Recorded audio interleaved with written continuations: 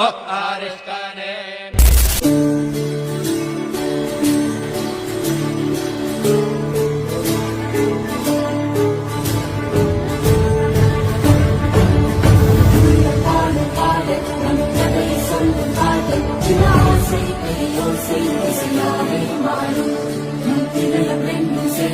ஒரு புதிய பருவம் பாடும் ஆசை திருமண கொண்டாட்டம் குடும்ப ஆர்ப்பாட்டம்